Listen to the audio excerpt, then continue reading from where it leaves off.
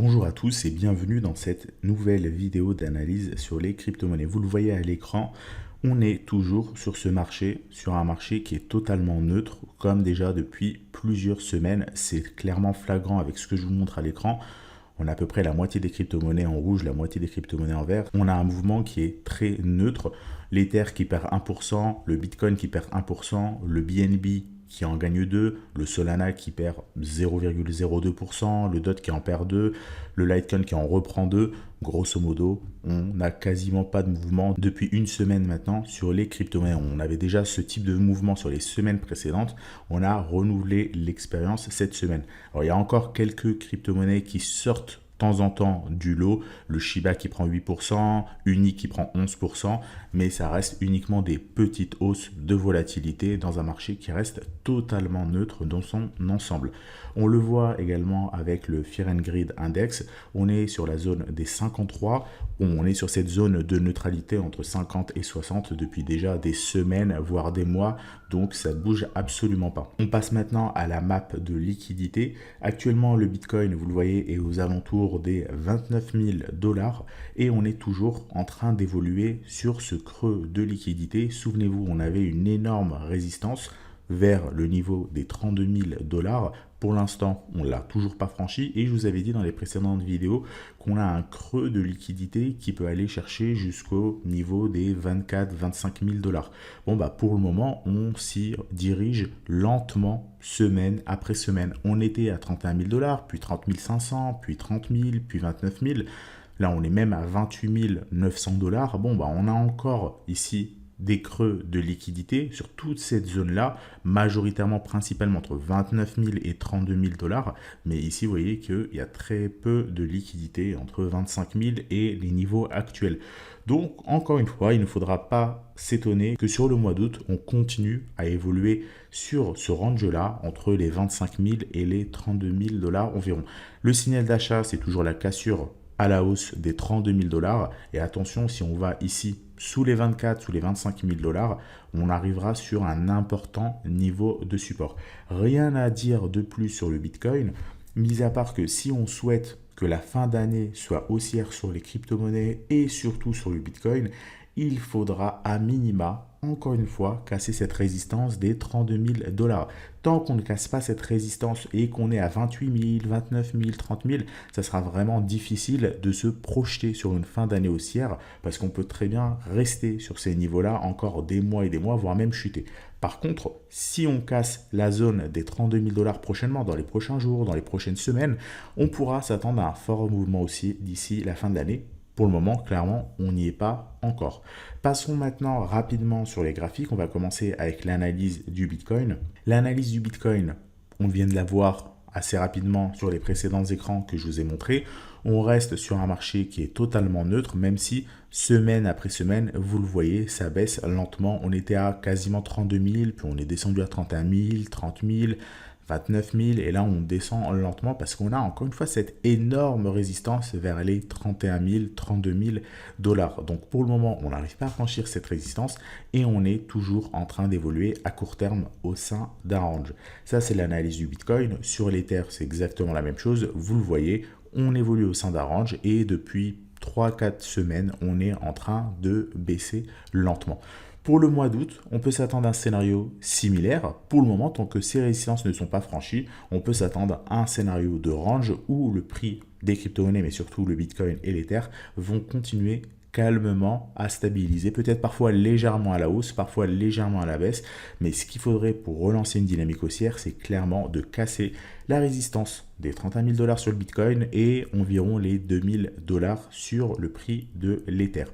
On va maintenant passer à une crypto-monnaie qui m'a été proposée dans les commentaires de la vidéo de la semaine dernière. Si vous voulez, je vous rappelle que j'analyse une crypto-monnaie en particulier, proposez-la moi dans l'espace commentaire et celle qui revient le plus souvent, je l'analyserai dans la vidéo suivante. Alors, celle qui m'a été proposée, c'était le Yearn Finance. Alors, Yearn Finance, on m'a demandé mon avis là-dessus. de façon générale, d'un point de vue fondamental et d'un point de vue technique. Déjà, d'un point de vue fondamental, c'est une crypto-monnaie que je ne surveille plus depuis 2 ans environ. C'est un projet que j'ai complètement abandonné. J'avais l'habitude de le surveiller en 2021 et depuis, j'ai arrêté. Donc, d'un point de vue fondamental, je suis clairement plus à jour là-dessus. Maintenant, d'un point de vue technique, c'est assez simple. Vous le voyez sur l'écran. Alors, je vais juste enlever l'échelle log très rapidement.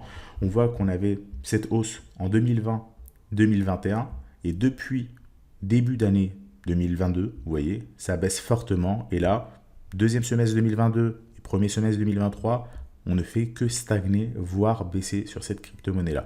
Donc, est-ce qu'on a un signal d'achat? La réponse, elle est claire, c'est non. Vous voyez qu'il faudra à minima repasser au-dessus de ce range-là, au-dessus des 10 000 dollars pour relancer une dynamique haussière sur Ion Finance. Alors maintenant, je vais vous donner une astuce par rapport au fait de surveiller ces crypto-monnaies. Juste avant, ici, si vous dites que le prix de Ion Finance est élevé, vous voyez que là, il vaut 6 000 dollars. On avait même un pic à quasiment 100 000 dollars. C'est normal, c'est tout simplement parce que la supply de Ion Finance du YFI est faible. Vous voyez ici que sur CoinMarketCap, on a environ 33 000 jetons en circulation.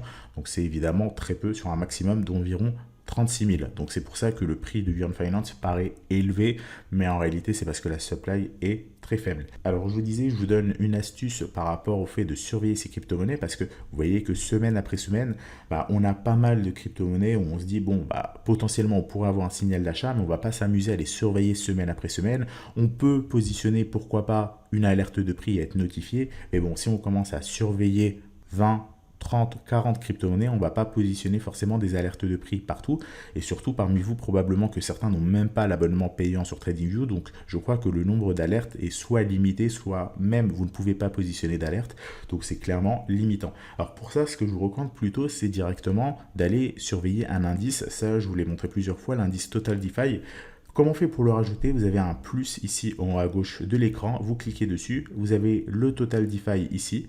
Vous mettez par exemple même échelle pourcentage, et là vous voyez que le Total DeFi, l'indice Total DeFi, donc qui représente un bon nombre de crypto-monnaies sur la DeFi, est en orange. On va commencer depuis le début de l'année 2022, donc ici janvier 2022, et vous voyez qu'est-ce qu'on constate? On constate que la courbe du Earn Finance se superpose quasiment à la courbe du Total DeFi. Vous voyez ici que sur toute cette période-là, on est en train de chuter, et sur toute cette période-là, depuis 1 an maintenant, on fait que stagner. Et donc l'astuce, elle est très simple. Plutôt que de surveiller le prix du Earn Finance, il vaut mieux surveiller des indices, Bitcoin, Ether, Total DeFi, etc., Total 2, Total 3, et dès que ces indices vont donner un signal d'achat, dès qu'ils vont casser une résistance, et bien à ce moment-là seulement, vous allez aller sur ces petites crypto-monnaies de la DeFi et potentiellement, pourquoi pas, prendre des trades s'il y a un signal d'achat dessus. En surveillant un seul indice, ça vous évite d'avoir à surveiller plein de crypto-monnaies qui restent de toute façon dans le même secteur. Vous voyez que si je reprends ici le Total DeFi, on a grosso modo à peu près la même courbe que ce qu'on avait sur Ion Finance, avec un petit peu plus d'historique quand même. Ici, on a le fort mouvement haussier sur la DeFi 2020-2021. Depuis, ça a fortement chuté. Et maintenant, depuis 1 an, on ne fait que stagner. Donc, vous voyez, vous faites comme moi, vous mettez par exemple ici une alerte de prix sur la cassure de la résistance ici sur le Total DeFi. Et lorsque seulement on cassera cette résistance-là, vous pourrez aller surveiller des crypto-monnaies sur la DeFi pour voir si elles donnent des signaux d'achat ou pas. Tant que le Total DeFi n'est pas haussier, c'est assez peu probable que des altcoins liés à la DeFi soient en train de pumper, sauf des petites alts qui pumpent par-ci, par-là. Mais si vous voulez que tout le marché soit haussier, il vaut mieux ici avoir une cassure de résistance. Et il ne faut pas se dire que c'est trop tard, parce que vous voyez que la cassure de la résistance, elle n'est pas si lointaine que ça. Et si on casse la résistance et qu'on a ensuite un fort mouvement haussier, ça peut quand même aller beaucoup plus haut. Donc clairement, ça vous simplifie beaucoup plus la tâche de raisonner comme ça. Donc voilà par rapport à cette crypto-monnaie qui m'a été proposée la semaine dernière. Si vous voulez m'en proposer une autre, faites-le sur l'espace commentaire et je sélectionnerai celle qui aura le plus d'interaction la semaine prochaine. Passons maintenant, avant de conclure la vidéo, sur Twitter. Donc je vous rappelle, on a un compte Twitter, cryptotrader.app, le lien est en description et on partage de temps en temps des tweets intéressants, soit des tweets que nous faisons, soit des tweets qui sont faits par d'autres personnes et qu'on retweet, qui sont liés évidemment à l'analyse du marché sur les crypto-monnaies. Et donc, chaque semaine, depuis maintenant pas mal de temps, on vous partage ce graphique. Ce graphique est extrêmement simple à comprendre, c'est un indicateur de risque on-off, savoir si on doit être risque on ou risque off sur les crypto-monnaies, ici en l'occurrence sur le Bitcoin.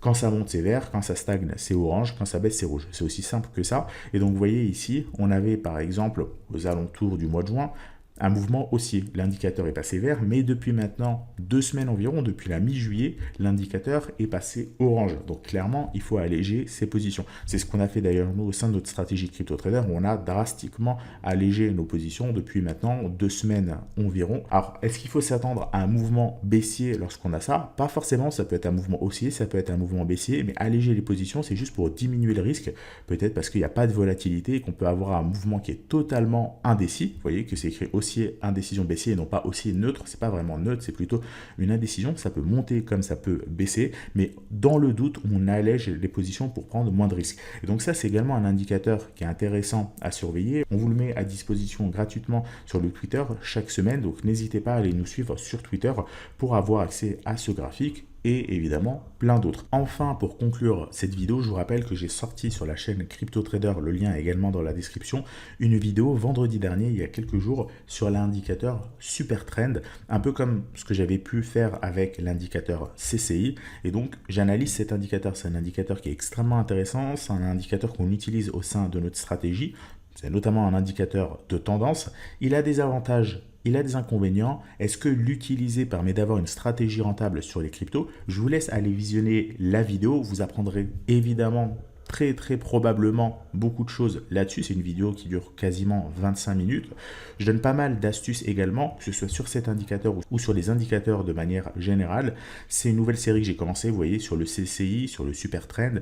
Le prochain indicateur, ça sera probablement l'OBV, l'Unbalance Volume. Si cette série de vidéos vous plaît, n'hésitez pas à me proposer des indicateurs que vous souhaitez que j'analyse, dont vous souhaitez que je parle et que je donne mon avis.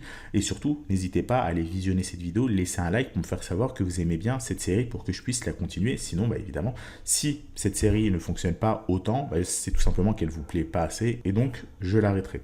Voilà par rapport à cette vidéo, donc n'hésitez pas à aller la visionner. Le lien est en description de celle-ci. Moi, je vous retrouve ce vendredi justement sur la chaîne Crypto Trader avec une nouvelle vidéo. Ce sera peut-être une vidéo sur cette série ou peut-être une vidéo hors série. On va voir. En tout cas, ça ne sera pas une vidéo d'analyse, mais une vidéo où très probablement vous allez apprendre des choses sur le trading. Et par rapport à la chaîne Journal du Coin, on se retrouve mardi prochain pour une nouvelle vidéo d'analyse technique. Je vous souhaite à tous une excellente soirée. On se retrouve ce vendredi sur Crypto Trader.